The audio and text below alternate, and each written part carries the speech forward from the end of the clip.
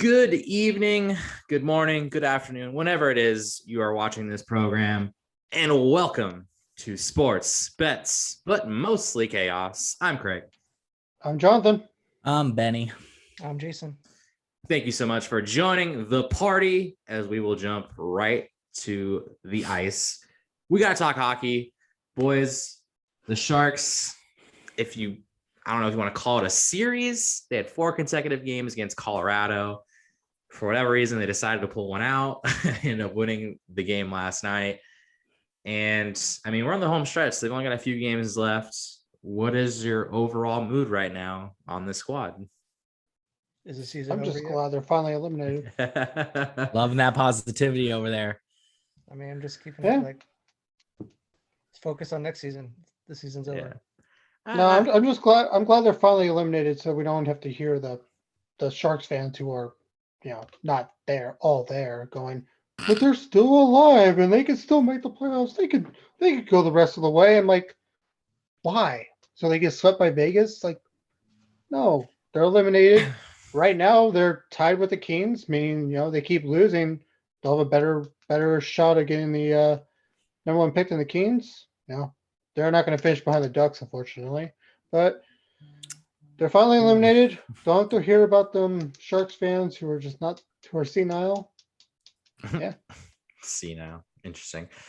Yeah, I mean, I don't know if I've been very clear about it necessarily on any previous shows, but I feel like I've somewhat expressed that I'm okay with them just losing just about any games at this point. I mean, I don't want them to go out there and get creamed every night and just get, run out and laughed out of the arena. But I think in the 4 games against Colorado, I think maybe they competed. It wasn't like they were getting crushed out there. And yeah, I don't know. I mean, Colorado is a good measuring stick. I think Colorado is a team that obviously has a very good chance of going deep in the playoffs, and to at least, compete with them and at least look like you actually belong on the same ice with them, I think is a good thing.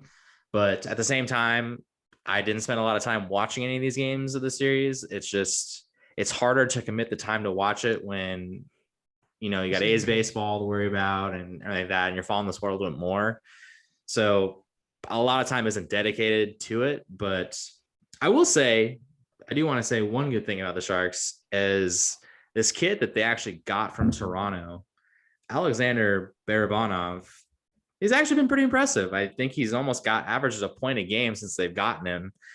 And that's, I think we've talked about in the past about how it's like, oh, well, let's get a feel for which young guys are going to be here when this team, does turn it around. We talked about Nikolai Konechov and, Isto Facto, but I think Barabanov is looking like a guy that I think you want to see what he's going to have. You want to see him after this year and see exactly, is he going to fit on this team? So yeah, I've been impressed with the little bit I've seen of him play up to this point. So yeah, I mean, and so especially knowing that they basically got him and getting rid of Stefan Nason, who I actually like Stefan Nason for what he did last year, but he, really didn't have a spot on this team.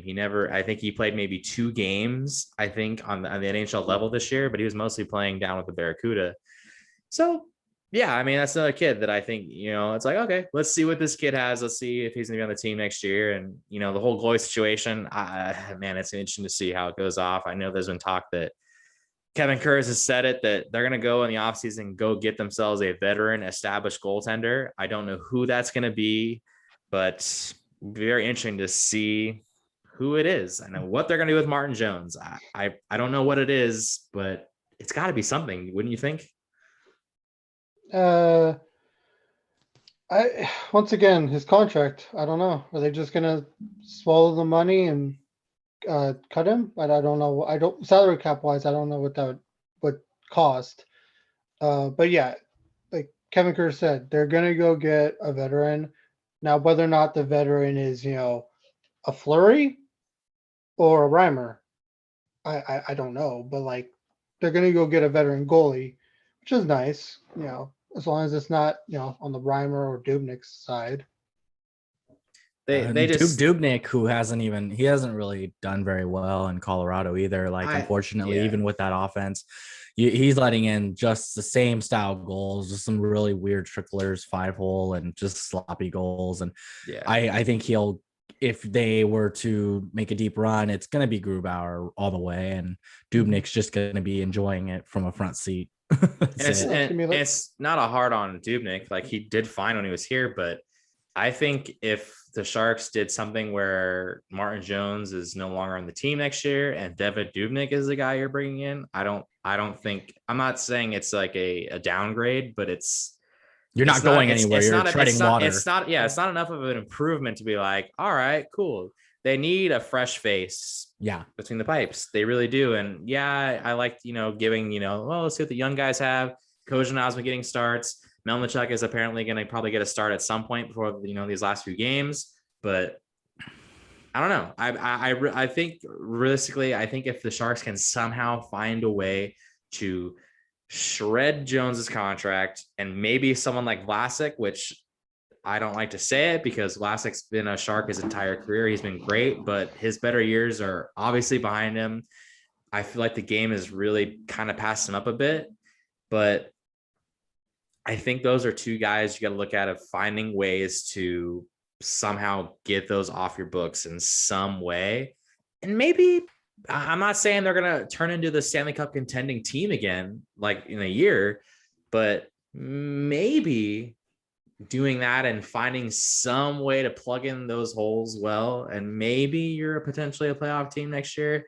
I don't know. Maybe I'm just hoping for the best of it, because I mean, the reality is I think we're on this brink of, do they need to do the full rebuild? Do they need to just build from the bottom? And it's like, as fans, nobody wants that. Nobody wants to see a team shred down to the bottom and go, well, we're going to suck for the next couple of years, but maybe it'll be good, because it's not fun to see a team shredded down. I mean, being Ace fans, we've seen it many, many times. It's not fun to see that happen, but they're not going to do a full rebuild, because if they do a full rebuild, it will be with a different GM. And Doug Wilson has one more year under his, before they finally get rid of him. If so next year is it, if it doesn't work out, if they don't make the playoffs and make a deep run, I don't see how Doug Wilson makes it any further.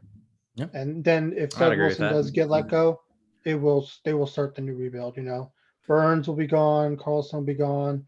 We won't be re-signing Marlowe every year. It'll just be a full on rebuild. 75 cents a year. I don't know if he comes back after this year, to be honest. Yeah, I don't either. I think he may. He's lost his step. I don't think he'll come back. I think this may be his final season. Like, I really do. No, I mean, I still think that Marlowe could be a fourth line wiener on. Yes, he could be, but the Sharks don't utilize him in that way. No. And I don't see another team wanting to waste a roster spot that would be a true contender to give him that. That's money that they could send somewhere else to help build their team even better, not just give a guy an opportunity just to ride the pine all the way to the Stanley Cup. Like, they want to do him a favor, but they don't, because it's not worth it. Like, in the long run, when you see the money side of it, makes sense.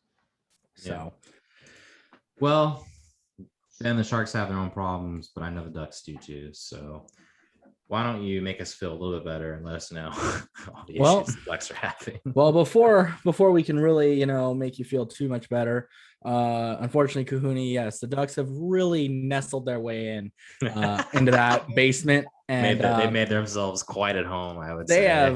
They got a Keurig machine and everything. They are ready to go down there.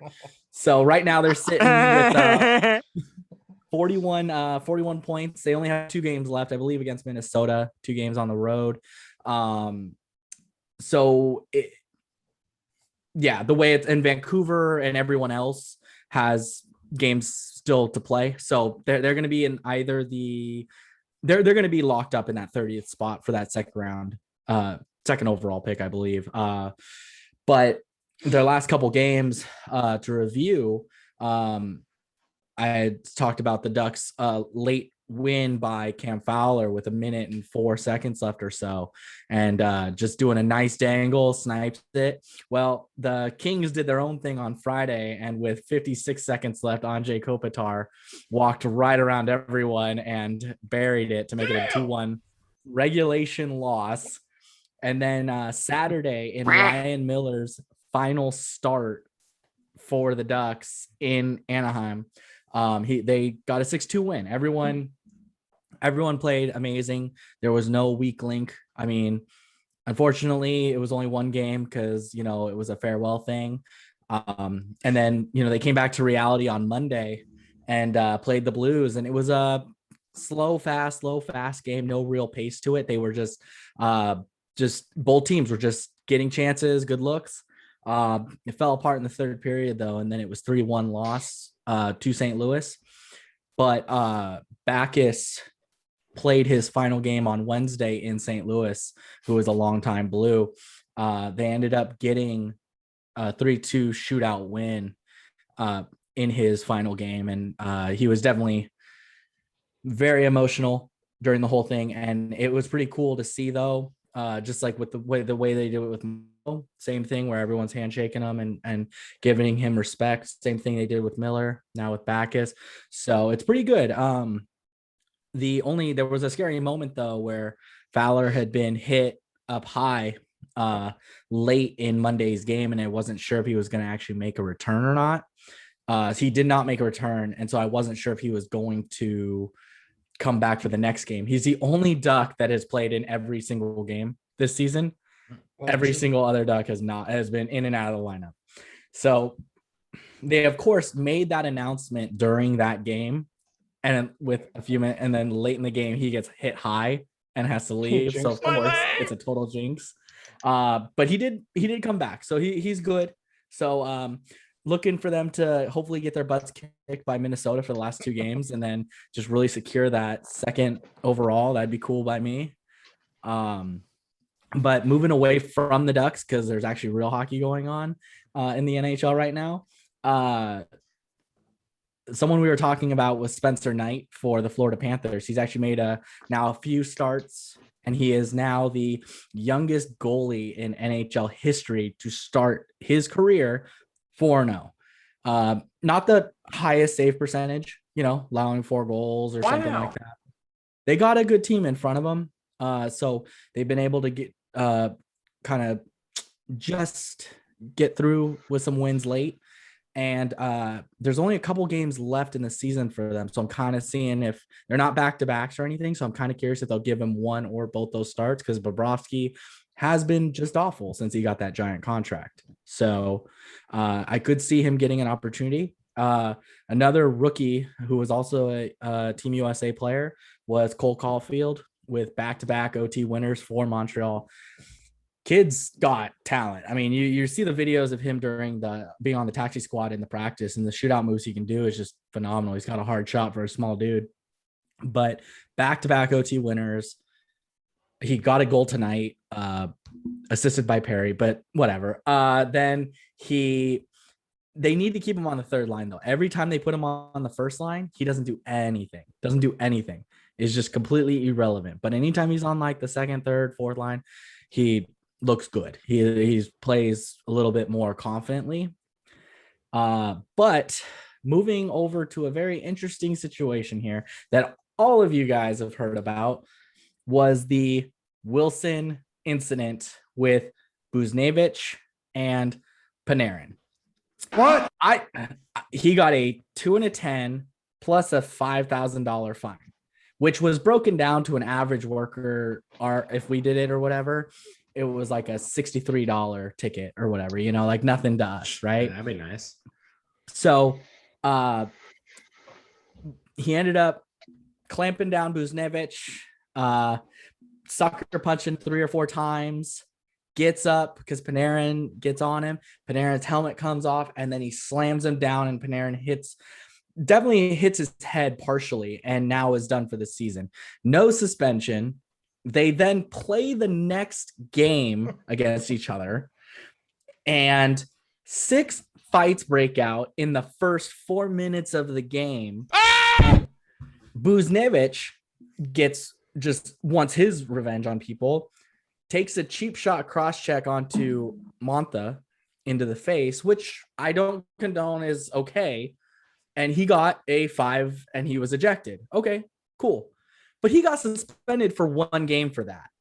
How on earth is this fair? I don't understand the league's logic. And before anyone says like, oh, it's George Peros with the player safety, he straight up said, no, Bettman took the reins on this and said, do not give Wilson a suspension. What the hell then? What I don't know. What do you guys feel this means for the league? Like, I mean, really. I think that could have been avoided, that 6 fights or whatever, if they handed down a hefty suspension on Wilson. I don't think they would they have fought? Maybe, but not as often, not as many. Yeah. But the refs are out of control. And they're going to police themselves if they're not going to police them, if the league's not going to police Wilson. So it's kind of like baseball a little bit in a way, like you got to come down hard on them. Yeah. John? Yeah, Bettman's the worst commissioner of the major 4 sports in the U.S.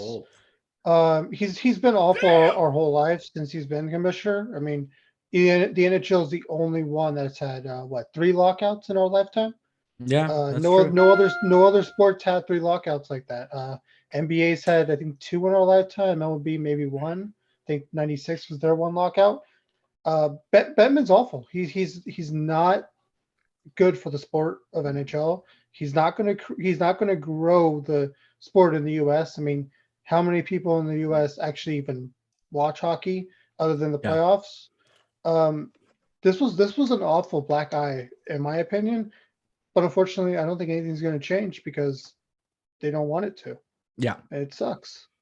What about you, Craig? I'm really curious to see what the Martin train thinks about all these crazy incidences. Well, I mean, I don't have like a massive opinion on it because, I mean, kind of, I guess to echo the points kind of what made too is that, I mean, we're seeing this in all the major sports. MLB is going through a lot right now with the umpires, with strike zones, with bad calls and all these, and it's fair to assess it. But yeah, I mean, I don't honestly know how you don't suspend Tom Wilson. Yeah. At some point. And yeah, I mean, it's baffling to me. And I mean, that's what happens. I think maybe, I mean, you could kind of see what was going to happen. I mean, the Rangers put out that statement. Yep. Saying that, their words are saying of an act of violence. Yep. Like, that's crazy. And quick question, because this kind of reminds me too, because I don't know the answer to this one. When Myles Garrett did that thing with Mason Rudolph where he hit him over the head with that helmet, how many games? And didn't Myles Garrett get suspended indefinitely? He got suspended indefinitely. Yeah. So he got suspended the rest of the season, and he had to go talk to Roger Goodell in the off season before the season even started to get reinstated. Yeah. I forgot about that. That was a crazy incident. Yeah. So I mean, this is pretty nuts too. I mean, it sucks. There should have been more. There should have been more that's done. And Tom Wilson, I mean, it's not like this is the first time he's ever been in the mix of things. He's a dirty player, hands down. He's a Rafi Torres. Yeah, and also just to point out what John said too. Like, I mean, it's hard to argue against that. Gary Bettman is probably the worst commissioner in our time because of the lockouts we've had. And I mean, I don't pay close enough attention to know like for example, like Roger Goodell. He gets booed, right?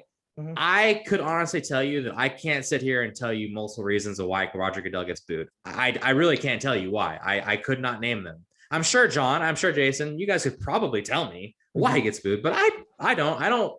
I guess I'm not totally invested enough to know why. But like the commissioners probably. I mean, when's the last time there has been a likable commissioner? When is the last time there's been one? David Stern of the NBA. Okay, easily the best, easily the most likable commissioner of our lifetime. Yeah, Adam Silver's up there right now too. I think Adam Silver. Yeah, it's Adam Silver too. So the NBA Silver's might be doing getting a little bit of a pushback because of the whole China situation. But yeah, Silver's also really likable. It's Yeah. just he's too pro player, so it's a Okay. little. Yeah. So I mean, yeah, I exactly what you're saying too about, you know, if they're not going to police it, they're going to police themselves. It's mind-boggling. It's baffling. Obviously, it could have been avoided to a certain extent. I think what Jason kind of said about how, oh, would there have been any fights? Yeah, there probably still would have been a fight for sure. But yeah, it would have been better if there had been more things. So yeah, I mean, I guess I'm not.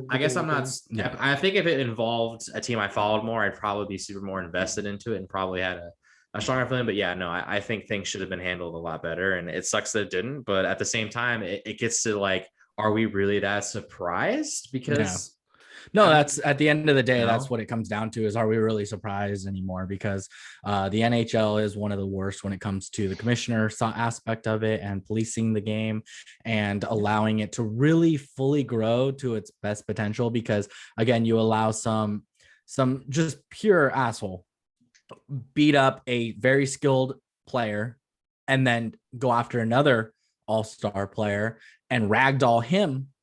And then the team, the New York Rangers organization, comes out with a very bold statement to clearly state how they were very unpleased with not a suspension. You gave them a slap on the wrist for hurting two of our best players. And the league then goes to, oh, we are firing your president and your general manager, and you are getting fined $250,000. That makes a lot of sense. What are we even doing here? Like, right? It doesn't make any sense whatsoever. Adding all that up, it just makes no sense. Got away scot-free. Yeah, no, it's a slap on the wrist. It's literally almost like an Astros situation. It's like, you know, it's the league had an opportunity to really do something, and they went in the complete wrong direction with it. That's a really good point right there that you made right there. Yeah, that does feel. It's obviously not as big of a scandal. Yeah, but it's the way the significant. It's significant to the league, and it's going to affect people, the way they view. And just like you said, John, it's a black eye to the sport. It's a black eye. I don't care what you say, that who you are, and if you're a Rangers fan or a Wilson fan or whatever, that's just not okay. Like, there's rules to this. Like, enforcers were coming out and saying, like, retired enforcers, they were saying there's kind of like, you know, rules that they follow and abide by. And Wilson just, I don't know if he's got brain damage. I don't know if he maybe took too many punches to the face, maybe, but that guy needs to just go. He is Rafi Torres of the league, and he needs to go. Like, he needs to go. But you know what? At this rate, maybe the Sharks will sign him. I don't know. So who knows? Okay. Hey, we signed Rafi Torres. I mean, great timing. Real quick question though. So, does Seattle automatically get the number 1 pick next year? I think no. I think they're rotated into the draft lottery. I think. Okay, because I remember you were saying how they're locked in for the second pick. You kept saying second pick. I'm like, wait. Whoever wins the lottery gets the second pick. That's why I was kind of curious. Oh, I'm just saying, like, second pick, just because they're going to be not going to win the 30th, lottery? like, you know, and so they're not going to win the lottery. I'm not going to hold my breath. That's fine. There's no one really good in the lottery anyways. It's fine. But they just need to have a high top 5 pick for this terrible season, and they need to pounce on the opportunity, get another type of Zegras and Comtois and Drysdale, get a good player out of this. Do not waste it, please. So before we move on, quickly, Ben, with the Duck season pretty much over with and Seattle getting the expansion draft, who do you think that Seattle's going to take from the Anaheim? And then Craig and Jason, who do you think Seattle's going to take from the Sharks? Okay. I really thought they were going to take Silverberg, but since he's now out with like a hip surgery, I think for 4 to 6 months, like he may still get taken. But I could see them trying to maybe go for someone like Ryan Getzlaf or what was it, Manson. There was a lot of rumor talk that maybe they might go for Stolars, our backup goaltender now, because Ryan Miller is going to be gone. He's going to retire, and then John Gibson's obviously going to be protected. So they're going to be able to protect a good chunk of forwards and defensemen that they need to. And then it actually works in their favor this year because a lot of the young guns, J Rist, Drysdale, those kind of guys, are not technically eligible to be plucked yet. So it actually kind of works. But I could see someone like, unfortunately, Getzlaf, but Silverberg, possibly Raquel because of the trade talks. There is a possibility. Who knows? But I could see them really just trying to go for someone like Manson. That would be it would be essentially a Shea Theodore all over again. Protect the wrong defenseman and let the good one go. So that's my view on it. Okay. I don't know, like current contract situations, because my instant thought it would be someone like Marcus Sorensen, probably from the Sharks, but I think he might be a free agent after this year, so I don't think he's necessarily going to be right. Yeah, so I mean, someone like him. Unfortunately, now that you asked me that question, maybe Alexander Barabanov might get blunt, which maybe somebody like a LeBanc. Yeah, which Seattle's been wants a crack at that behind the back pass. That's what's Run up. that guy. No, we don't. Yeah, So I mean, I don't know. Someone of that level, I'd probably say someone like Sorensen or something like that. So, because I think the Sharks are probably going to protect. I mean, they're going to protect guys like Burns and Carlson, obviously, because they're not going to let those guys go. But yeah, Couture, Timo, and Hurdle. Maybe not Vlasic. Hurdle for sure, but Vlasic. They would. I'm not 100% sure though. Like, there's certain rules with like the certain contracts that are like no trade clause or something. I don't know the full details on it, but you automatically have to spend a protection on certain players. So like maybe someone like Vlasic, where you're like, I want him gone, but you may like because of the rules have to. We might have to protect Martin Jones. Well, yeah. I mean, if we're doing it based on positions, I think you protect Nikolai Kanizhov over Marcus Vlasic right now. Yeah. So, what about you, Jason? With another team coming into the franchise, I mean, you were around for the original 6, so this game has grown pretty significantly in your time. No, I think. I mean, I read a while back. I don't know if they'll make Burns eligible. That's a big contract to come off. I doubt it. I'm thinking somebody like a Kevin LeBanc. I wouldn't. Okay. I mean, Timo Meyer's in the kind of like the doghouse right now too, so I wouldn't.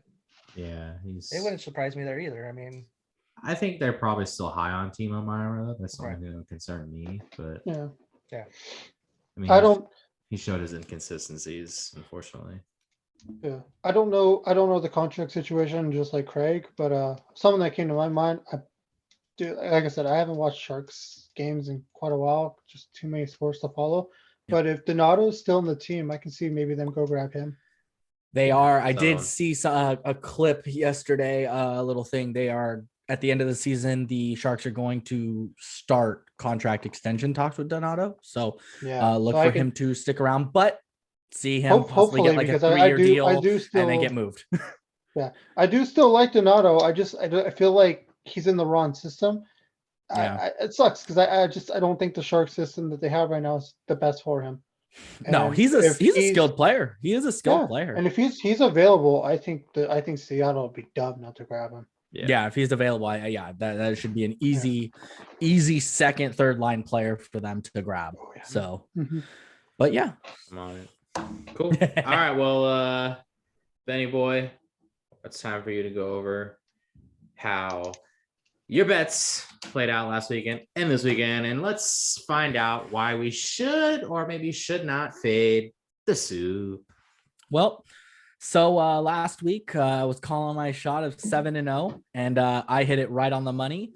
If you are completely bad at numbers, so like you are, so I went 1 for 2, and on Friday, and then I went 2-1 on Saturday and a perfect 1-0 on Sunday. So pulled it off for a 4-3. So I was still above 500, but unfortunately there were a couple games that slipped away that I felt like could have gone in my favor, but of course, anyone who knows me with betting, that's just not the case. So we're moving on to this week where I have 8 games lined up. So looking for 8-0 here.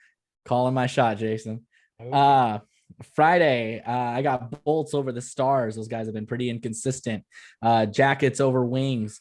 They've lost Foligno, but they're still finding ways to win now. Knights over the Blues. I think the Blues got a little, exhausted against the Ducks. So look for the Knights to really make that next level push. Wow. Let's see here. Flyers over the Caps. There's a good chance that the Caps will win this, but I think the Flyers will do an upset on this one. Jets over the Sens. And the Avalanche over the Kings. As long as the Avalanche play like they're supposed to play and not terrible hockey, then they should easily win that. Sunday, we got Stars over the Hawks. I think that'll be a good game. I think it'll be very close, but I think the Stars can edge that one out over a pretty much just done Blackhawks team. And then I got the Senators over the Flames. They're going to have Senators are coming off of a back-to-back, but the Flames have been a little inconsistent with the playoff hunt. So I think the Sens will catch them sleeping on this one. And so that's my hot take for 8-0. So yeah, that's right. Something's cooking, boys. All right. He's an idiot. Yeah, scorching. Just like 2-2. unbelievably scorching. Jesus, man. Oh, okay. Now that I wrap my brain around everything. All right, let's go. Let's get into a little bit of basketball. I think the Warriors are kind of shaping up, kind of seeing where we're going to be in the play-in tournament. So, Jason, John, what's going on with the Warriors? Well, speaking of scorching, Curry is still scorching hot. He had 37 points in his last game. Unfortunately, it was a loss to the Pelicans, but they had won the game before. Currently, they are 33-33. They have a game still to go tonight against the Thunder. They are half a game behind the Memphis Grizzlies for the 8th seed. Memphis is currently losing by 2 points to Detroit. Be nice to see Detroit pull off the upset there. Get them tied before the other game. But yeah, it's really shaping up to be a fun last 6 games of the season for the Warriors.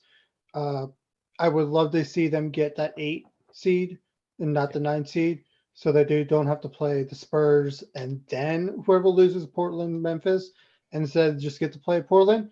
But a funny part is a team. There is both the Mavericks and the Lakers are only half games ahead of Portland right now. So, but with little over a week left to go in the season, that 5, 6, 7 is going to be fun to watch. It's up for grabs. It's up for grabs. No, and you're then right. the 8 and 9 between the Warriors and the Grizzlies, who's going to get the 8 and who's going to get stuck in the first 9-10 game. That's going to be fun to see. But I think the Spurs are pretty much locked in at the 10 seed. New Orleans is 3 games back with 6-7 games left to go. That's going to be a lot of ground to climb in that little amount of time. But yeah, Jay, what do you think of the Warriors last week? I thought they were so-so. I think they should have beat the Pelicans both games, but you split them there. Curry's just still God mode. Got some news today that Kelly Oubre Jr. will not require surgery, so he's going to get reevaluated in a week or two. There's a potential that he, if the Warriors happen to get in the official playoffs and not the playing game, that he could help out. I would just like to see the Warriors. I mean, they're not going to drop out of they're going to get in the play-in. And if they're going to make the playoffs, I like them to scare some people. I mean, I think with Curry, that's going to be, pretty bad. Curry's just going to be on fire like he always is, and we'll see how it goes. But with Kelly Oubre Jr., that's a good news. And we'll see how it goes. And like you said, John, they're in the 8th seed right now. Yeah.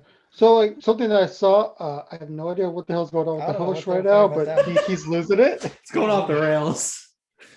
Yeah. Need to block Ben's phone number when we're on these podcasts. What? You guys are dying. Just leave it alone. just keep going. Just keep going. Okay. Carry So the show. too many White Claws. Yeah, pretty much. I had 1.5. Once again, one too many. Um, Nope. Never too many. Something that I thought was funny is right now the Denver and the Clippers are fighting for the 3 seed, while the Mavericks, the Lakers, and the Portland are fighting for the 5, 6, and 7. Yeah. What if it comes out to where the Lakers get the 6 and the Clippers get the 3, and they have to play each other in the first round? I would way rather see that, where the Clippers are in the 3 seed, than see them in the 4 seed. And then I would rather see the Warriors play off against Utah or Phoenix. I think they match up great against both of them, which is like they've already played the Jazz this year. I mean, they have no way they're going to stop Gobert, but at the same time, Gobert is not an offensive juggernaut, so he's not Embiid. Yeah, like I said, I think if they get in at the 6 or 7, the 7 or 8, they could make noise and they could pull off an upset just like they did against the Mavericks. Yeah. When they were the 8th seed. Don't need a lot to fall right, but they got Curry. And like I said, Urban Jr. is pretty good. So if they get him back going, Wiggins has been on pretty good of a roll too. Draymond's been going as well. So they're just losing some games that they really should not lose. Losing both games to the Wizards. Like, what are you doing? Yeah. But they got the Thunder tonight. You got to imagine. Got these two clowns over here. It's not me. It's Ben, and it's content that can't be shared on these airwaves. So I'm just gonna leave it. I'm just gonna leave it there. So, but anyways, what are you doing, Stepship? Jason? Oh, and he did it. All right. Anyways, Jason, I know you had some NBA bets you had today. If you want to let us know how your bets turned out last week as well, and how you panned out today. So last week I went 2-1 on 3 of my bets. Today I have 4 bets. I have the Brooklyn and Dallas over 233.5. I have the Warriors beating OKC by covering the 12. I have the Warriors and OKC under 228.5. And I have the Clippers over the Lakers at -7.5. And my current NBA record is 4-3. Not the greatest, but better than Ben, I guess. Yeah, a little bit. That's about that's all I have for NBA bets today. All right. Well, could be worse. Like you said. So like baseball. Yeah. Well, I'm glad you brought that up, Jason, because now we can get into a discussion of baseball. We'll start things off with the Oakland A's. They ended up falling today to the Blue Jays. I think it was 10-4 was the final. They ended up dropping the final 2 of the 4-game series. So they did still get a series split. I think they still have the most wins in all of baseball. So, really ever since the win streak, they've been about 500. But I think for the most part, they've gotten better. I will say the batting averages have gotten better, but I guess just John, Jason, what are your guys' feels right now? Are you feeling okay about what the team's looking like? Like I said, 500 the last, dozen games. What do you guys think though? Yeah, I would rather them see them win this series against the Orioles. It's Orioles. You're really gonna lose 2 out of 3. Like John Means, Mr. No. He both games in the series against the A's, the one in Baltimore and the one in Oakland, he shut him down. So I expect him to lose that one, but you got to think they're going to win the other 2. And then with Toronto, they won the first 2. And then, yesterday they had the lead. And then Trevino's been really good all year. So, he's due for a bad inning. It just happens. It's 162 games. It's going to happen. But as long as it doesn't happen more times than none, you can't complain. And then today, it was Mike Fiers on the mound. I wasn't saying that he gave up everything because he didn't. But I didn't have a lot of expectations because he hasn't, so far now in 2 starts, he hasn't shown a lot.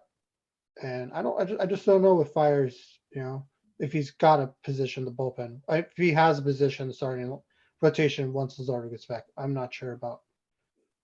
Yeah, he pitched today and I was watching the game and Yeah, he was getting outs, but his outs were loud outs, and he doesn't miss a lot of bats. So I think he's maybe a stopgap until Luzardo gets back, or they maybe call somebody up from the alternate site. I don't see him long for the rotation, to be honest. If we want to compete for a championship, Irvin's taken his position. Irvin, man, that guy has been great. You know what they got Irvin for from Philly? Cash considerations. That's right. Good knowledge. Cash considerations for Cole I forgot to Irvin. give myself one of those after that. Yeah. You didn't answer in the form of a question. We are sorry. Oh. But yeah, no, they got him for change, which is so unlike Oakland to buy players, but he's been dealing and he's been great, and what a find. Laureano's been turning it on offensively and defensively. I mean, I saw, you saw him throw him out, that runner out, and he was just baiting the guy to go around second. And as soon as he saw it, his eyes light up, and he's like, "You're mine." And what are you doing running on the laser? Yeah, you should just be like. I think they should keep doing it. Whatever. No, they why should not? be, but That was a bullet. I watched part of that A's game, and that was crazy Speaking to watch. Speaking of heating up, another bat, and he's gone up in the rotation. He was batting 6th or 7th. Now he's been batting cleanup lately. Sean Murphy, the last 2 weeks, his offensive bats, he's come alive. It's really nice. He's right. He's really right. Yeah, no, he's hitting the ball hard. Yeah, I think just to, I guess, echo on your points a little bit too, John. I know you. Yeah, exactly what you're saying about the bullpen.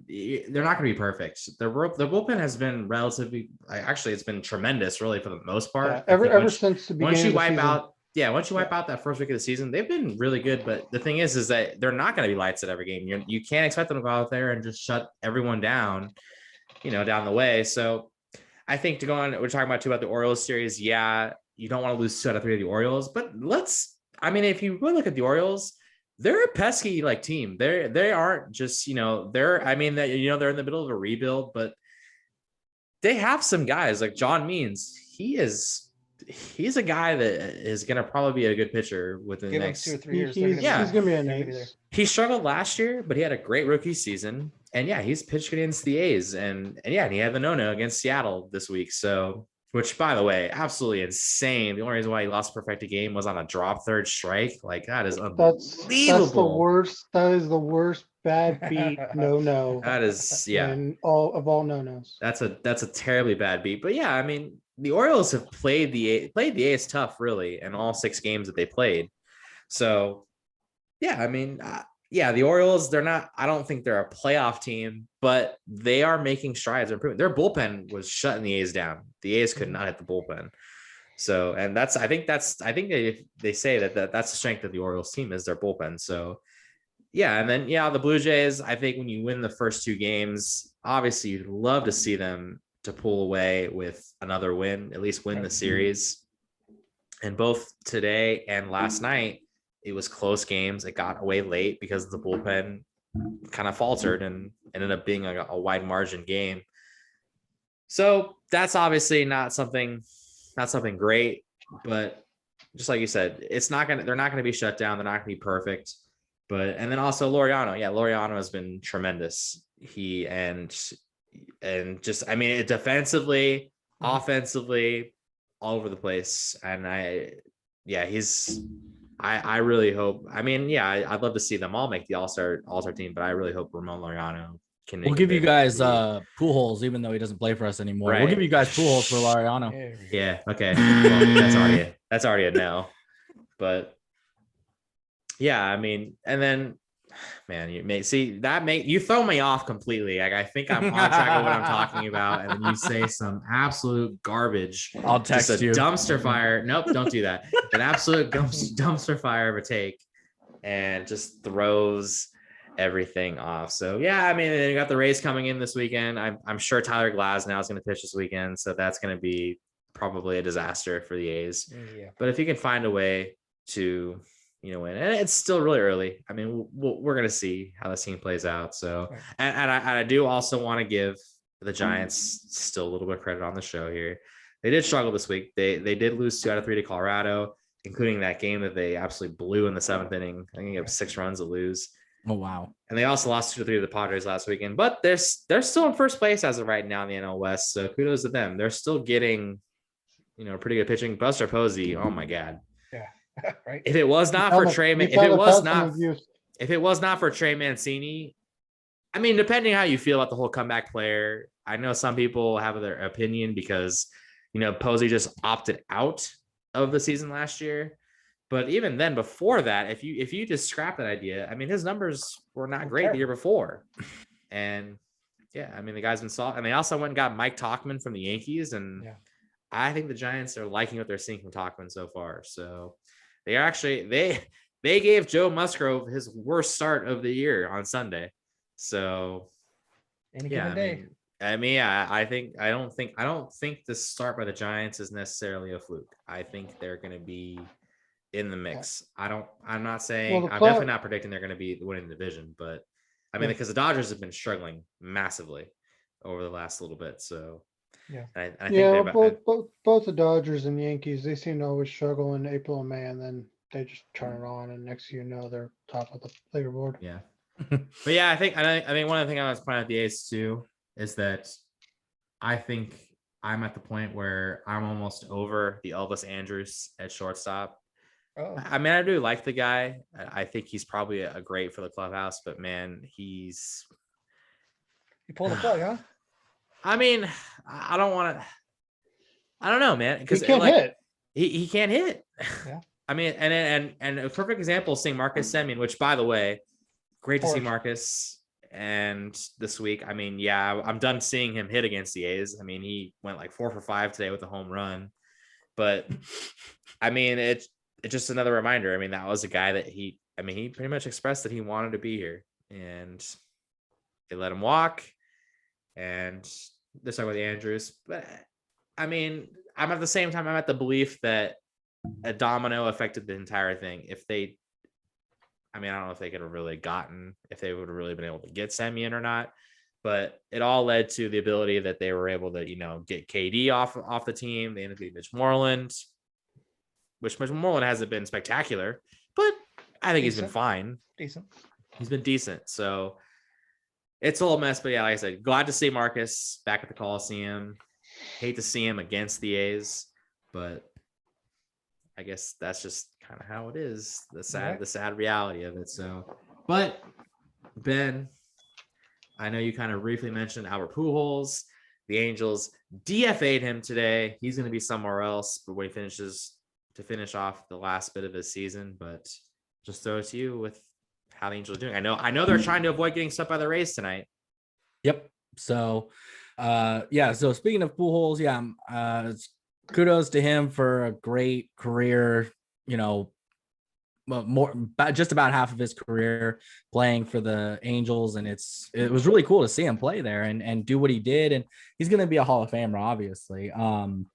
But to see him go out like that kind of sucks. But Jason, you were saying it was due to lack of playing time, and he wants to play. So I'm hoping that St. Louis offers him some sort of a small deal to bring him back just to play there. But I think no matter what, he will retire there as a Cardinal, right? Just to make sure don't screw this up. And very likely you would. So very likely. So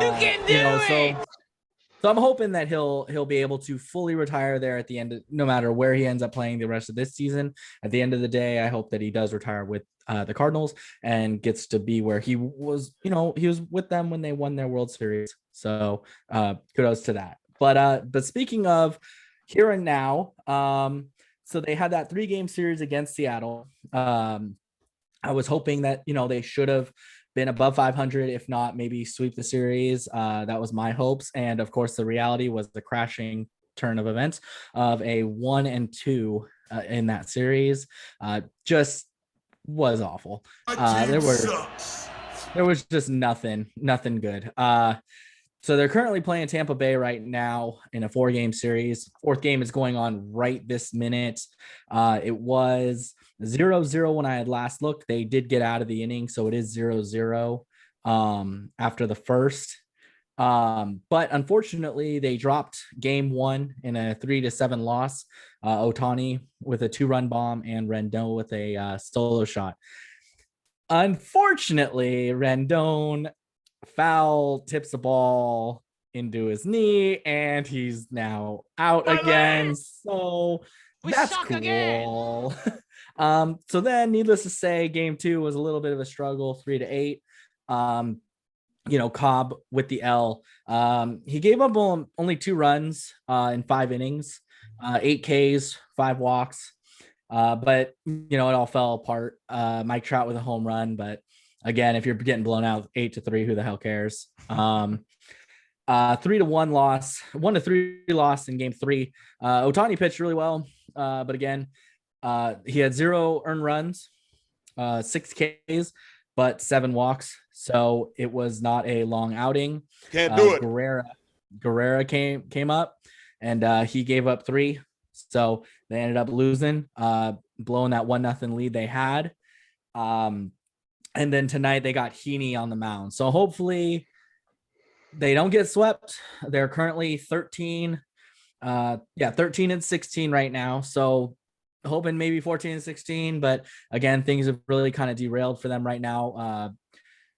The bullpen's just not being very solid. The starting pitching, even, to be honest, there's just too many walks all the way around. And then Rendon's health is affecting the team more than it should. He's in spurts now. And then now Pujols is taken out. So we'll see what happens with Pujols leaving. Just if that does anything with a new face around not the locker room, the clubhouse, but we'll see. So it's about to be really tough. They have to play the Dodgers next. So it was a fun season. So they're gonna be pissed off too. So needless to say, it's probably not going to go our way. I believe it is only a 3-game series, thank goodness. But then right after that, they play 3 in Houston. So after one gauntlet, they're going into another, and then they're getting kicked in the nuts. So they really got to be awake and ready for everything. So we'll see how it goes, and how much their record falters even more coming into next week. I mean, at least just got playoffs. To piggyback off what Ben said. I honestly don't know. Does Pujols even play first base anymore, or is it just strictly DH? He was more so of a DH player. He wasn't, So there's no way the Cardinals can sign him this year then, because they went back to the no DH this year in the National League. Okay. So the Cardinals will not sign him to like the 1-year contract for this year. But I agree that he will finish his career. Like he'll sign a 1-day contract at the very least to retire as a Cardinal. When he officially retires, he'll sign a 1-day contract with the Cardinals and retire there. Gotcha. No, that's what I hope for. I hope that he can at least be given that honor. So we'll wait and see what happens though. Also, I did mean to touch on this. I think Ben's idioticness made me throw off about it, but I did want to touch a little bit on the starting rotation. So yeah, Mike Fiers hasn't been spectacular. I, for one, don't understand a lot of the hate that Mike Fiers gets. And I think a lot of it has to do with the fact that at least when he pitches at the Coliseum, for the most part, he wins. And I think that's the big thing that matters. So, no, I don't think Mike Fiers is like their best pitcher. That's definitely not on the table. But like I said, I don't understand a lot of the hate that he gets. So, and I think a little bit about Luzardo. I mean, honestly, the whole situation with Luzardo, they didn't say it, but it's clear. Luzardo playing a video game, got pissed off, smacked his hand, broke his pinky. He wasn't pitching that great. And honestly, he may have hit his hand out of the rotation. And because the thing is that Cole Irvin has been tremendous for them. Yeah. And Cole was kind of shaky his first start. I think he got hit pretty good in his first 2, and I was kind of like, maybe it's time to take him out. And he's been great ever since then. And yeah, unbelievable. They got him for cash considerations. Like, that's pretty great. And Sean Manaea, I think Sean Manaea has been great. Chris Bassett, he was shaky yesterday, get the 2 runs early, and then he went and going 7 strong with 2 runs. Chris Bassett, I think, is still your number 1 guy right now. Bassett's getting a lot of strikeouts each game too. And Montas, 9 the last game. And Montas is kind of one day he's Jekyll here, Hyde. one day he's there. But Montas, I don't think he's in discussion of you're going to take him out of the rotation right now. It's Luzardo right now, and you still got Dalton Jeffries there. He's a guy that he could still come up if they need him. If Mike Fiers gets to the point where he gets out of the rotation, and I don't even know how long Luzardo is going to be out for. I don't know, but and it sucks because he's a young kid who has a lot of stuff, but man, he gets hit hard. He gets hit hard, and I'm not sure. I'd love to see him to reach that potential because he was basically he's like the number 1 A's prospect. I don't know if you still can call him that now since he's essentially really has become like an actual player on their major league roster. But yeah, I don't know. I'm a little concerned of what the roof is for him. So yeah, that's just I'm not sure. It's really unfortunate because both Luzardo and Puck, they were looked at as like top prospects. Yeah, that's another guy too. Puck can't stay healthy, and Luzardo's numbers against righties is god awful. Like, righties hit him hard. It doesn't matter if it's Mike Trout or if it's Jose Iglesias. Like, they're all hitting him really hard, and it's really concerning. Yeah. So, but anyways, I just want to touch on that. I did want to mention Cole Irvin. He was putting blackjack dealers out of a job because he was dealing the other night. So. Oh my God! What? Come on. What? Come on. Give me a break. All right. Anyways, I don't have any Kit Kat bars. How about new? All right. Anyways, we got bets to get into. So I believe. Hold on, Craig. Oh, I'm sorry. I remember. We got your. I just got a little special hitter to quit a question here. I have a quick hitter to quit it, and Craig brought this up to me earlier this week, and he kind of teased it in the podcast. But once again, Elvis Andrews. Oh, that's nasty. Been really, really bad for us hitting wise. And Craig said there's a perfect rental out in Colorado. Ooh. Hit it or quit it. The A's should trade for Trevor Story as a rental during the deadline. I'm hands up. I'm ready. Go ahead, Craig. Yes, the A's should trade for Trevor Story. And I don't know what it's going to cost. It probably would cost a lot. But I am all about Trevor Story. I think he'd be a great fit. I mean, that's just me because I would take anybody right now at shortstop, probably over Elvis Andrews. So, but I mean, if I'm being realistic, I think you got to find some. I think it finds some way to make sense because let's be honest. Trevor Story will be 100% a rental player. There's no way the A's are going to be able to re-sign him because he's probably going to get pretty big money.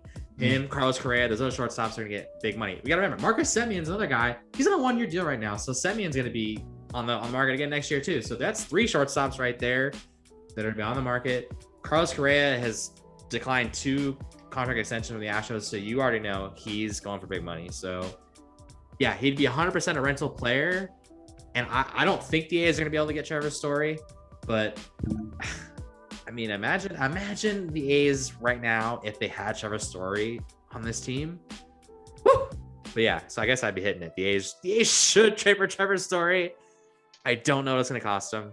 Yeah, Ben's over there Googling Trevor Story. But trying to find his story. I don't know how many years you got left with these guys. Oh, I don't know how many years left. Go for gold. It's I mean, it's a good question. I think it would cost, just top of my head, probably Luzardo, Puck, and a top bat prospect, I would think. But yeah, like you said, Craig, I mean, they don't have this timeline for these guys. I mean, Olsen and Chappie, unless they get a shovel in the ground, they're not going to be around for another 3 years. So if you have a chance to win it now, get that parade going. Yeah, make the move. and then he can go off and sign with the Yankees or whoever next year. The Giants, for that matter, it doesn't matter. But yeah, like you said, straight rental. So yeah, I'm gonna say quit it. You know, Andrews is your guy at third. I think that at short actually. Run that guy. I think you guys need to just write it out. I know he's a little bit of a dry spell right now, but I think that if you give him some more time, he'll get it rolling. I think he'll be even more of a key player than if you were to just get Story as a rental. I feel like Story may not do well for you guys in the long run as a rental player. That is my BS spiel, and I'm gonna say quit it. Okay. Oh, you are just the worst type of person. So the more I think about it, because I am conflicted, because I feel like the amount that they would have to give up is just insane. But at the same time, there was already rumors this offseason that the A's were possibly going to trade Chapman to the Mets. So it's like, how much longer are the Mets going to stick around? How much longer is, how long until Bassett gets moved because of how good he's doing, How long until Murphy's gone? Just, like Jason said, until there's a shovel in the ground, the A's are not going to pay money to all these stars that the A's have. And it's going to be the same old story. So, so I'm going to hit it. Do whatever it takes. As long as you're not giving up, as long as it's not a repeat of Cespedes and Lester, as long as they're not giving up someone who they need as long as they don't give up something they need for the playoffs. If they give up draft picks, if they give up, is what you're saying. Yeah. Pretty much. I would agree with that. But all right. I'm just going to stop talking now. I mean, I guess we're okay with that. Anyways, let's move on. We got bets to get into. So I know Jason and myself were the only ones who had bets from last week, but then me, myself, Jason, and Cohooney all had bets for today. So Cohooney, why don't you start us off? Why don't you let us know how your bets have played out today? Yeah, I went 2 for 3 today, so not too good of a day. It's a losing day. Yeah, I had Toronto and Oakland over 8.5. That easily hit. I had Houston and New York. I had New York minus 1.5. Garrett Cole's on the mound. I thought they were going to do it. They were up 3-1 at one point and was looking good, and it just fell apart. That was a loss. You're using that too early. Wait till we get to Gramps. It wasn't me. That was then I got the Rangers at Minnesota. I said it was gonna be over 8.5. I thought there was gonna be more runs. It ended up only being 6, so that was a loss. Then I had Cleveland at KC. I just took KC outright. Duffy on the mound. Duffy's been looking really, really good. And then Cleveland, they threw out almost all righties. I'm like, this is gonna be an easy win for Duffy. And they lost 4-0 with McKenzie on the mound. Like, I don't know what happened there. But then to finish it off, I had Detroit at Boston. I had that over 8.5, and that was an easy win also. I think that finished with like 19 points. So yeah, 2 for 3 on the day. Hoping to do better next week. Jason, what about yourself? Yeah. So I had the Yankees over Houston, which was, like Cahoon said, looking good up until Altuve hits a 3-run bomb. So I lost that one. I had Boston over Detroit, and that was a win. Again, like Cahoon, I had KC over Cleveland. I took that as a loss. And then I had Oakland over Toronto today, and that was a loss. So I went 1-3 today, which brings my baseball record to 8-10. So fade the Riz. Gotcha. Fade the Riz. Fade the Riz. This is where you be quiet, Ben. All right. Well, last week we went 2-3, which wasn't great, wasn't terrible. But I was hoping for a good bounce back. So going into the bets for today. So the first thing we had, I really thought, I was like, okay, the Blue Jays and the A's, I don't really want to touch who's going to win the game because I was leaning towards, I thought the Blue Jays are going to win, but I didn't want to bet against them, bet against the A's. So I thought, because the A's, they tend to struggle against bigger name starting pitchers, and Jin Ryu is a well-known name pitcher. So I was like, well, I would have lost either way, but for whatever reason, I decided to take the under 4.5 runs just in the first 5 innings, and that one went to the shitter. So that one didn't work out. And then one thing that did pan out so far is I did also play in the Astros Yankees game. And one of the bets that I took was who's going to score first in that game. I just thought Yankees better chance of scoring against McCullers than the Astros scoring against Garrett Cole. Got that one right. Yankees scored the first run. That was a winner there. And then falter on my own. I decided to take the Yankees to win. I didn't really realize that the Yankees were going for a sweep, and I probably wouldn't normally bet on a sweep. But hey, you know what? That's a fault on my own. I took the Yankees to win. The 8th inning, it got out of hand. The Astros ended up pulling out a game in that series. Then I went over down to Miami, and I was thinking, all right, you know what? The Diamondbacks, same situation. They were on the brink of getting swept by the Marlins, but Madison Bumgarner was on the mound. He's been pitching better the last few starts, and Madison Bumgarner pitched good. He gave up 1 run through 6 innings. The only problem is he had no offense to back him up. The Marlins got to the bullpen. They ended up winning 3-1, so that was a failure there. And then we went down to Southern California for this one. Another one, the Rays were on the verge of sweeping the Angels in 4 games. And I was like, well, I don't really want to play a victor in this one, but I just feel like the Angels against Colin McHugh, I was like, all right, you know what? Let's just say the Angels are going to score over 4.5 runs. That one's still in play. I believe it's 0-0 in the 2nd inning of that game right now. It's going into the third now. Going to the third now, so we'll see how it goes. But so I think I think we're at 1-3, potentially 1-4, or 2-3. We'll see how it pans out. Let's not get too. Not a great week. So. That's your fault for not paying attention. He was on the opener. Well, whatever. John, why don't you just bring up this little NFL you want to bring up to talk about? So. Yeah, it was a really interesting story. So like we were talking last week with the NFL draft about how the Aaron Rodgers, Adam Schefter broke the Aaron Rodgers news that he basically wanted out.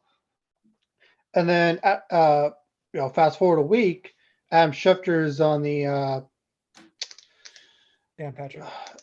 Dan Patrick. I want to say Pat Patrick. I was like, that's not right. He was on the Dan Patrick show today, and he pretty much confessed like that he kind of just he broke the story with no sources, just stuff he's heard all offseason, nothing. Just said, oh, it's draft day. Let's just break the story now because I want to be the first one out there, and I'm going to break it now before someone else beats me in like a week or two. I mean, it's obviously not a hoax.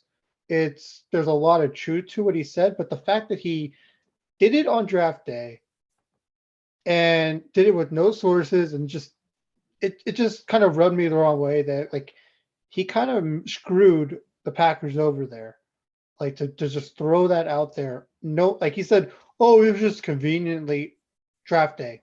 No, you knew what you were doing. You've been doing this job for how many years? You knew what you were doing. And plus, Adam Schefter is like one of the most like reliable guys, like on Twitter, on social media. He's a guy that Schefter breaks stories. Rappaport. Yeah. And so for Adam Schefter to do what he did as a media guy, that's to me that's crossing the line. Like you can't be doing that stuff. Well, as Aaron Rodgers said on the Pat McAfee show too, and I agree with him. All media people just want clicks, and what does that do? Gives you clicks. Oh yeah. So he got what he wanted. He got what he wanted. He wanted attention. Come on. He wanted attention from a story.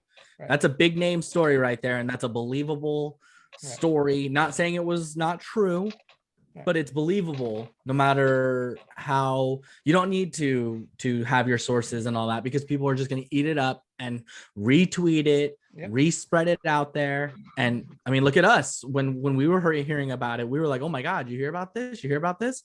Yeah. The times that by thousands. That's what everyone was doing, and that's millions. Millions. Yeah, that's what he wanted. That's what he wanted, and that's what he got. Yeah, I don't know. It's gonna be really weird to see how that all plays out. So I don't know. We got football coming though. It's starting to schedule. Shape Come up. along. We're getting the schedule pretty soon. So Next week. Schedule next Wednesday. The schedule yeah, comes up. So we'll have to look. Let's at go those. Lions, 10-7. All Oh yeah. right. All right. No, not really. No enthusiast here. Not feeling it. Not feeling All right, it. fair. So, but speaking of Not not even close to speaking the same speaking thing. of not feeling it, we got to go to the Cohooney 5. So, God. Cahoon, why don't you take it? That was a shot at him. I'll just be over here. Anyways, take it away. Let us know how you did last week as well. What you got going on for this week? All right. Well, Cohooney 5 had its first losing week since the first podcast that we did. Shocker. Was it 2-3? Boom. Roasted. 2-3 week. So my overall record now is 17-12-1. For this week's Cohooney 5, I'm sticking with UFC Fight Night for this Saturday. First up, I got Phil Hawes, underdog. Really close fight. I think he's going to win his third UFC fight. I think this is his first real prove you're actually, we got you 2 gimmies. Now prove it. I think he's going to prove himself to be a contender. He's going to win. Then we got Gregory Gillespie. He's a pretty decent sized favorite. I have him pulling off the win. Next up is Lodovit Klein, biggest favorite on the card. Easy lock it in. Craig Shakeover is shaking his head. I don't understand why, but he is. Are you looking at emoji faces on this thing? Because it's no, it's just you. Next up, we got fan favorite Donald Cerrone, Cowboy Cerrone. He's facing off against Alex Jabroni? Moreno. Once again, just be quiet. This isn't your segment. So Donald Cowboy Cerrone has the most wins in the UFC, but hasn't won any of his last 6 fights. Alex Moreno is 14-7 in the UFC. So both of these guys are due for a win. They both need a win. Cowboy is a small favorite. I think Donald Cerrone is going to take this one against Moreno. And then the final one is going to be the main event. It's Marina Rodriguez versus Michelle Waterson. Rodriguez, minus 200 favorite. Michelle Waterson's been looked really bad in her last couple of fights. I think Marina takes this pretty easily. So just to recap, I got Phil Hawes, Gregory Gillespie, Klein, Donald Cerrone, and Marina Rodriguez. That is my Cohooney 5 for the week. Let's hope for another get back in the win column. Speaking of win column, one can hope. Yeah, speaking of win column, my team bowling wise, again, we won. First week we won all 4 points. This week we went 3-1. I unfortunately did not bowl too well. The first game I shot a 149. This guy stinks. I'm bowling lefty now, so I'm expecting to have like a 177 average, somewhere around there. I want winners. 149 is not awful. Just couldn't find the pocket. Came back the next game and shot 214, so that was good. And then unfortunately on my second throw of the third game, my ball came back with literally like a finger-sized gash in it. I'm like, ooh. So I went up and I'm like, hey, is this gash on my track? Can I throw it? They looked and they're like, oh yeah, that's on your track. I'm like, damn it.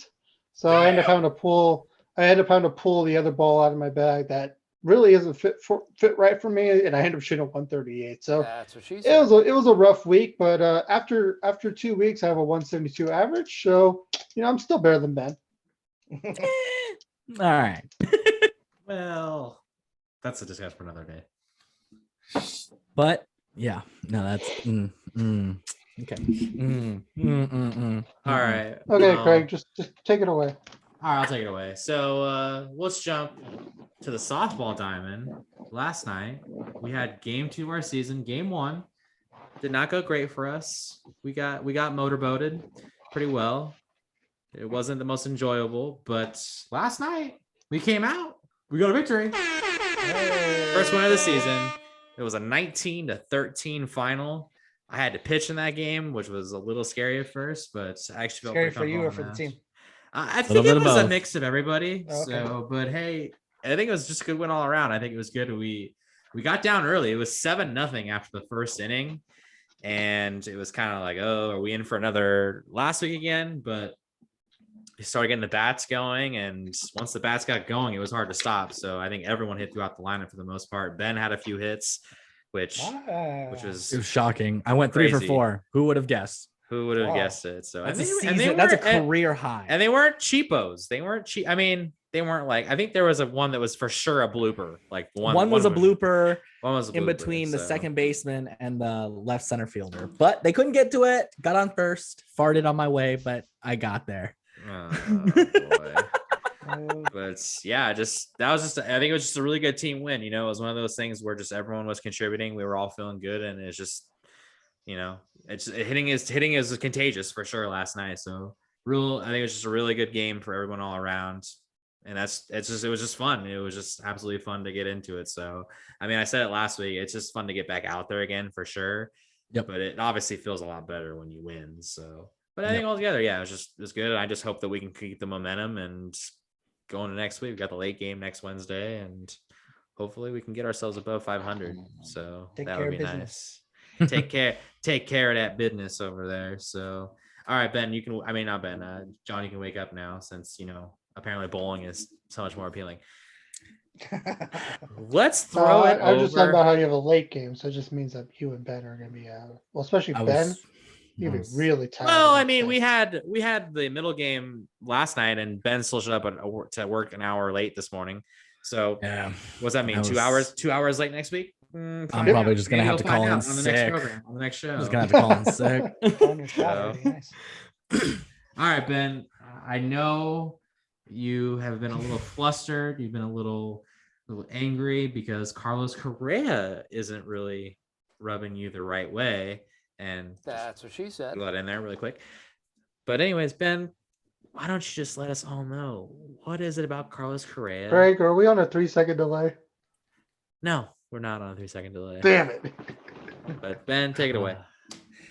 So yeah, for all of our younger viewers, yeah, you may want to put your earmuffs on for this one because there's going to be a little bit of profanity warning. But Carlos Correa is a fucking prick. I hate the guy. I am not one to really be into baseball all that hardcore as everyone would know. I enjoy going to games with friends. I enjoy following teams and just kind of enjoying the aspect and the vibe of the game. But Carlos Correa is a cheating little wimp. I mean, the guy got caught cheating and then they go in. He is one of the main guys to be vocal about, you know, oh, we would deserve to be there and this and that and all this just hogwash bullshit. And I'm like, dude, shut your mouth. And then they beat a shitty Minnesota Twins team in a 3-game series. They beat them 2-1, you know, or 2-0. They sweep him out, and he thinks he's like the king of the world. And it's like, dude, get out of here. Like, because you swept them in a 3-game series does not make you okay with what you did. And then he plays really good against the Athletics, you know, sure. Okay. I still think there was some funny business going on at Dodger Stadium. There were some things going on, but then this year comes around. He's still running his mouth, being a little bitch. And he goes and the Yankee fans get to be there. They're heckling him. They're getting on him.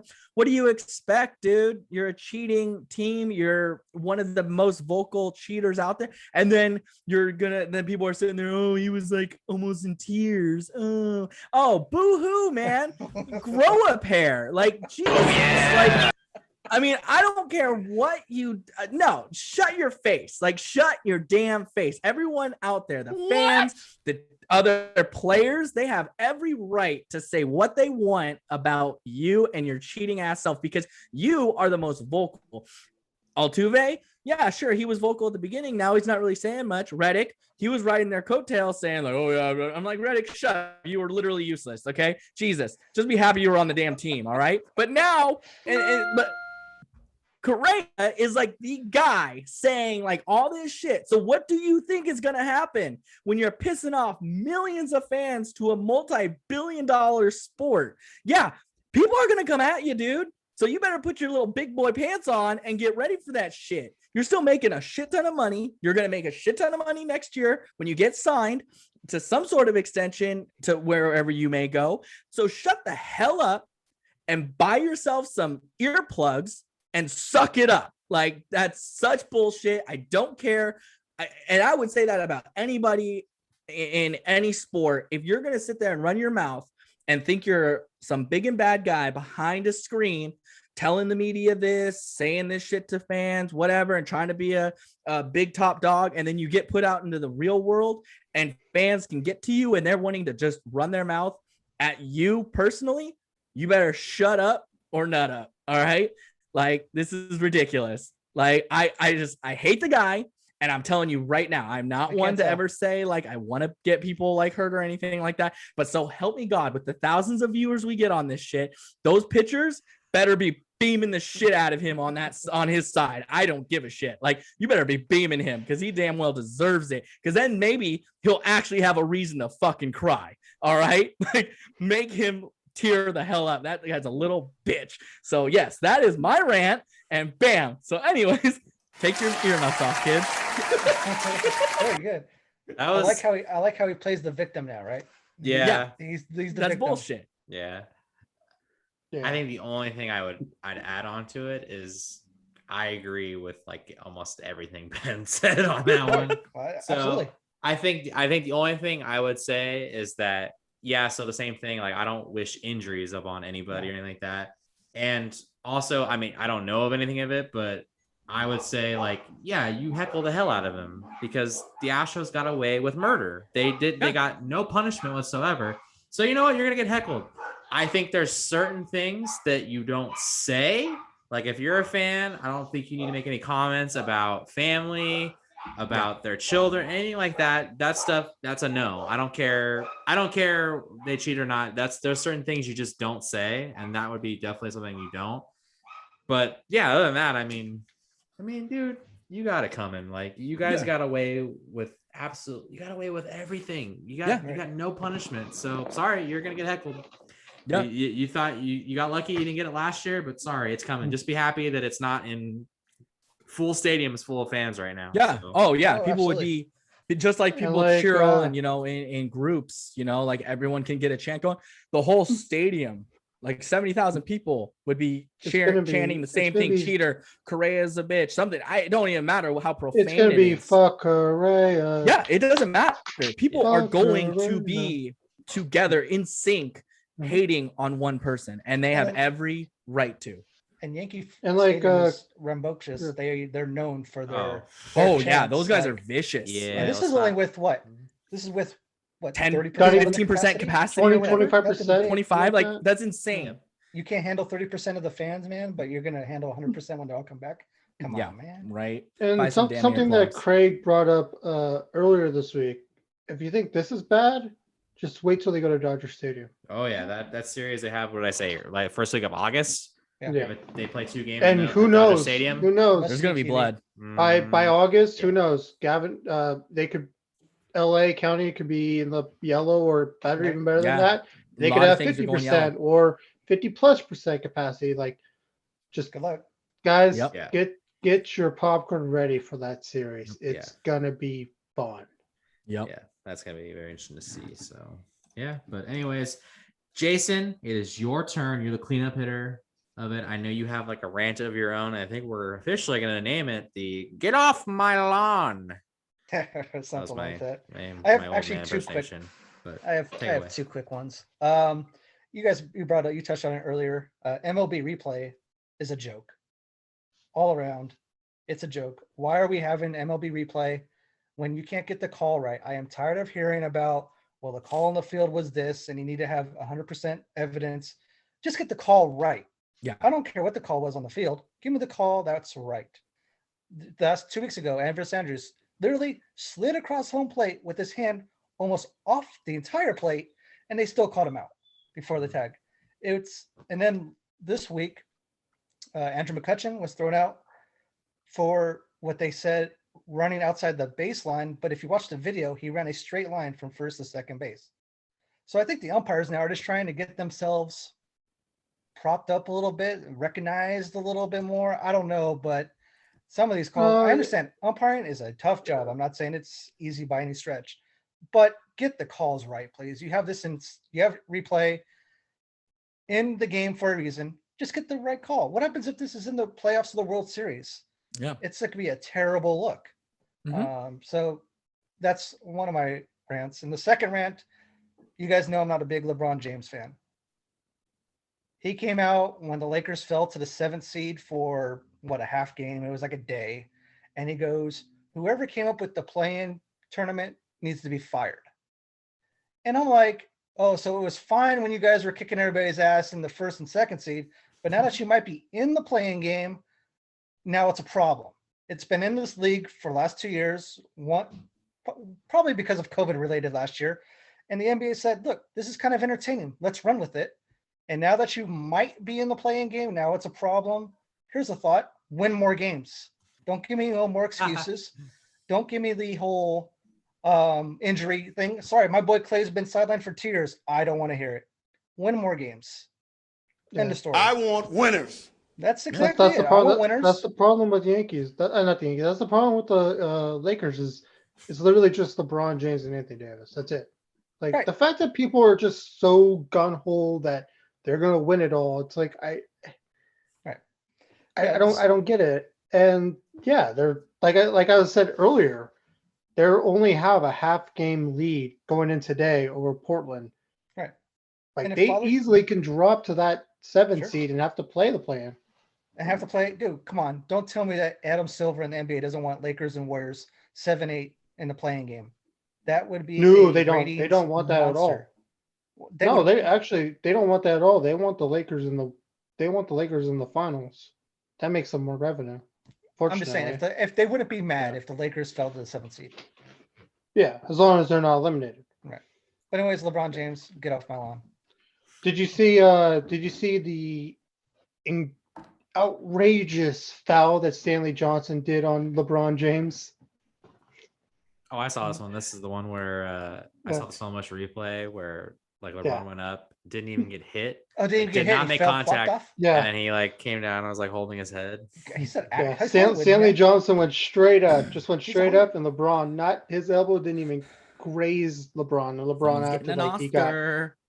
LeBron acted like he just got sucker punched, like he got sucker He's a punched by prima Ron donna, Artest. dude. Like I get he does a lot for the community, and I respect him in that aspect of like what he does as a human being for the community Yeah. to help others and stuff like Sure. that. That's cool. But on the court, dude, it's like, dude, you are such a prima donna for how skilled you are and how big you are. That guy is huge. Like, oh my god, he would Right. literally pick me up and throw me 50 yards. Like, Not exactly. but I'm like, dude, grow a pair. Like Right. Jesus, like be the face of the sport. Right. Don't be a little girl and like think like, oh, mommy, daddy, where's my teddy bear? Like I got touched. No, dude, grow up and just be a man about like just be aggressive and play through shit. Don't sit there, oh, I can't like get I got touched. It's like, no, dude, come on. Like that's a weak ass shit. It's just going to show LeBron. He's not going to be like Brady. He's not going to play into his 40s. It's just going to show that his body's catching up to him, and he knows it, and now he's worried because he sees, I don't think I can do this playoffs like right now.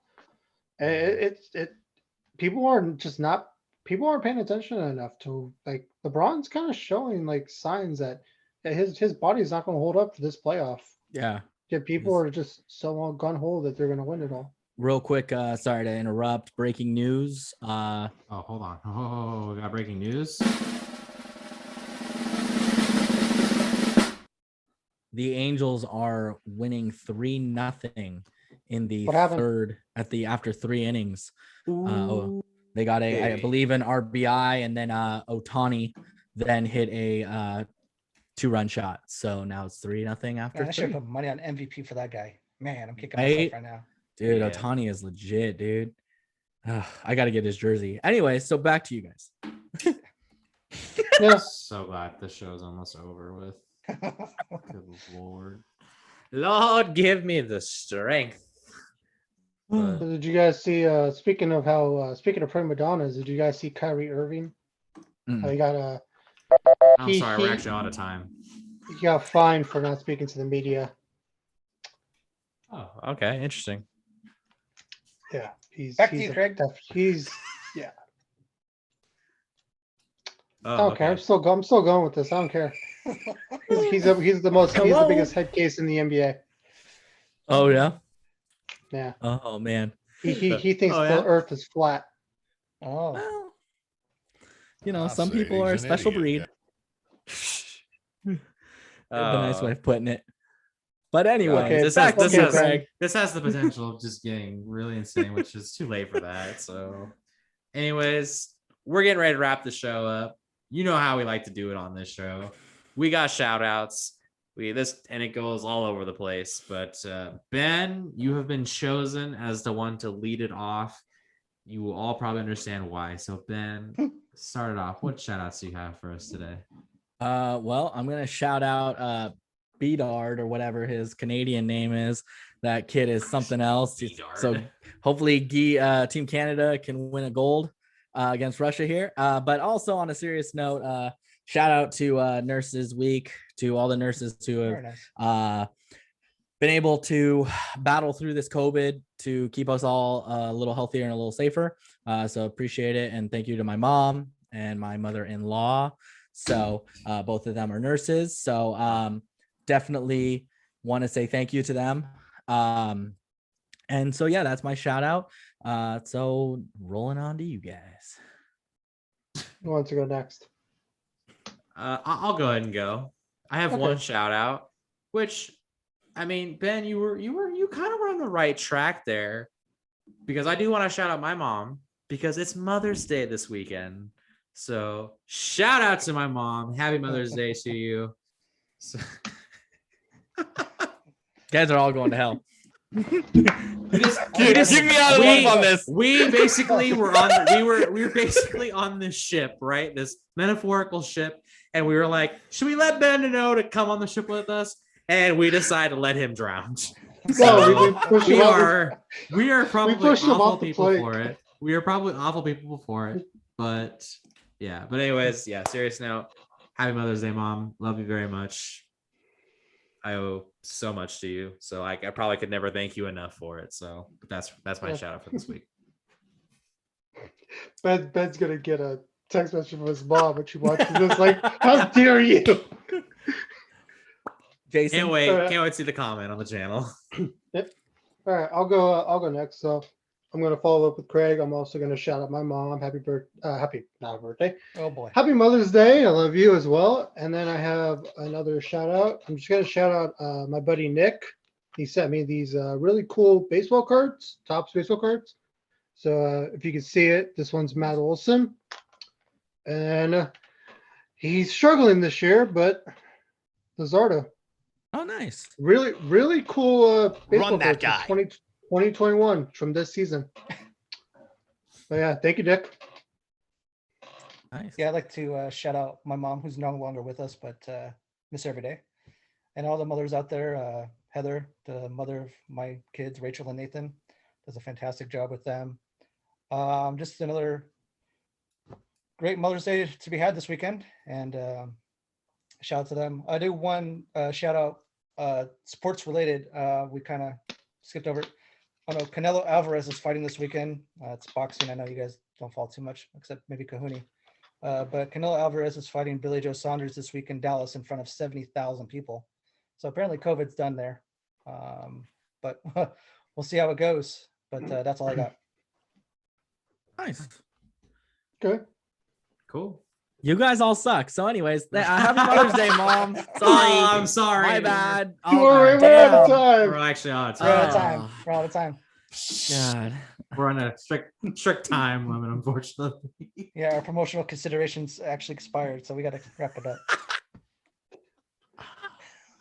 Oh, that's too good. I'm sorry, Ben. I didn't mean to interrupt. Did you get your mom shout? Oh yeah.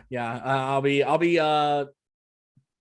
talking to her this weekend, and then I'll be seeing her, I think, the weekend after. So Nice. no big deal. Assholes. Right on. Anyways. Hey, we're done with the Correa thing. No more profanity. All right. Well, that about does it for us. So that concludes another episode of Sports Bets, but mostly chaos. I want to thank you all so very much, as always, for tuning in and giving us a follow. Remember, you can follow us at our YouTube channel. It's Sports Bets, but mostly chaos over at YouTube. Make sure to follow us on Twitter as well as Instagram. Same handle, which is at SBBMC_pod. So make sure to give us a follow on all three of those there. Leave your comments.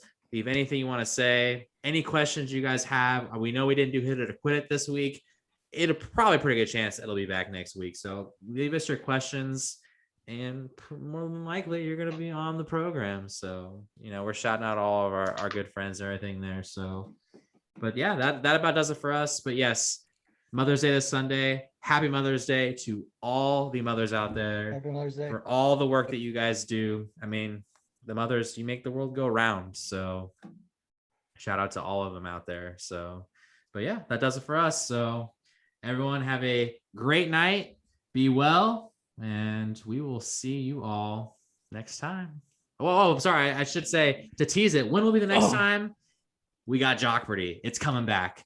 Jason pulled away with the victory his last go around. He now has 2 victories to John and Ben, 1 victory apiece. Will Jason go back to back? No, he doesn't have the stamina. Or Ben. My back does hurt. I can't go back to back anymore. All right. Anyways, that's it. Okay. We're done. Wrap it up. Later. Everyone have a great night. Goodbye. Bye, guys.